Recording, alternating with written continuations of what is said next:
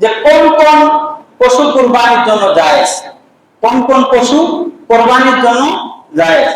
উট, এরপর হলো গরু বা ষাঁড়, এরপর ছাগল বা ভেড়া, এগুলো হলো গৃহপালিত পশু।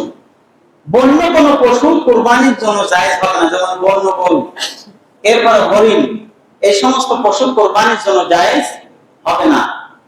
এরপরে উটের বয়স কত হতে হবে? উট কমপক্ষে আপনার 5 বছর হতে হবে, আর ভাগীদার হবে 7 জন।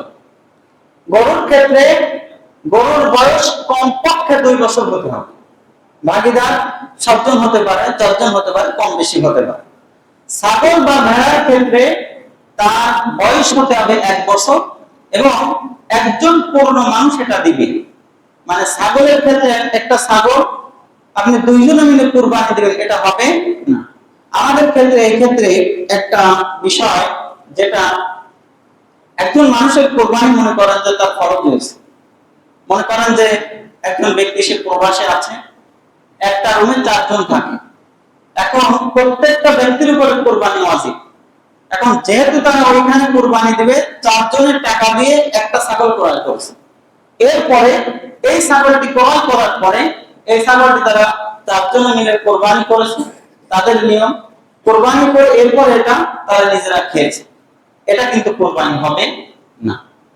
একজন মানুষের যার কুরবানি ওয়াজিব, সে যদি ছাগলের ক্ষেত্রে একটা পূর্ণ ছাগল দিবে, ছাগলের ক্ষেত্রে কি দিবে?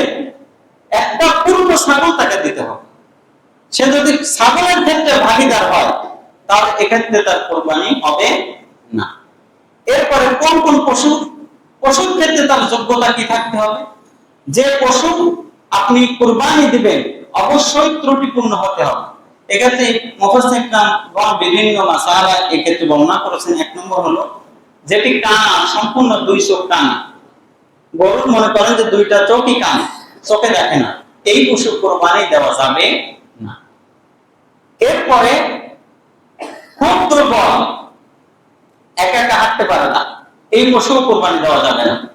এরপরে কানের 1/3 কাটা, কানের মনে করেন যে এই কানের 1/3 কাটা, এমন পশু কুরবানি দেওয়ার জন্য উপযুক্ত নয়। এরপরে যার জন্মগতভাবে অঙ্গহানি, মনে করেন যে একটা গরু তার 4টা পা আছে, এখন 3টা পা দিয়ে হাঁটে, একটা পা দিয়ে সে হাঁটতে পারে না, এই পশুর ক্ষেত্রে কুরবানির ক্ষেত্রে এরকম পশু কুরবানি দেওয়া যাবে না। যদি পশুর ক্ষেত্রে যদি এরকম পশু কুরবানি দেন, তাহলে আপনার কুরবানি বাতিল হতে পারে। এজন্য আমরা সতর্ক থাকবো, যেন কোনো অবস্থাতেই আমরা এই কুরবানির বিষয়গুলো যেন আমরা ভুলে না যাই। এরপরে নারীদের উপরে কুরবানি দেওয়া লাগবে কিনা। মনে করেন যে একজন নারী, তার সম্পদ আছে, অথবা সে সাহেবে নিসাব, সে সম্পদের মালিক। অনেক নারী আছে না যে 10টা 15টা ছাগল সে একাই তার আছে, অথবা অনেকগুলো গরু আছে, এরকম অনেক নারী আছে। তার যদি নিসাব পরিমাণ সম্পদ থাকে, তাহলে তার উপরে কুরবানি দেওয়া ওয়াজিব। এখন বাচ্চাদের ক্ষেত্রে কুরবানি দেওয়া লাগবে কিনা।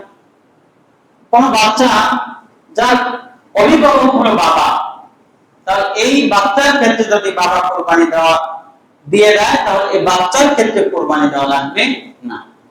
কিন্তু যদি বাচ্চার সে যদি অ্যাবনরমাল হয়, মনে করেন যে অনেক সম্পদ আছে, একজন ব্যক্তির অনেক সম্পদ, 4 তলা 3টা বাড়ি আছে, কিন্তু অ্যাবনরমাল, সে মানুষের সাথে কথা বলতে পারে না, এরপরে চলতে পারে না ভালো মতো, কিন্তু সম্পদ আছে, এরকম ব্যক্তির ক্ষেত্রে কুরবানি দেওয়া তার জন্য ওয়াজিব নয়। কারণ কুরবানি দেওয়ার শর্ত হলো সুস্থ, সবল এবং সুস্থ মস্তিষ্ক সম্পন্ন মুসলিম ব্যক্তি কুরবানি দেবে। তাহলে এই বিষয়গুলো যদি আমরা খেয়াল রাখি, তাহলে আমাদের কুরবানি আরো ভালো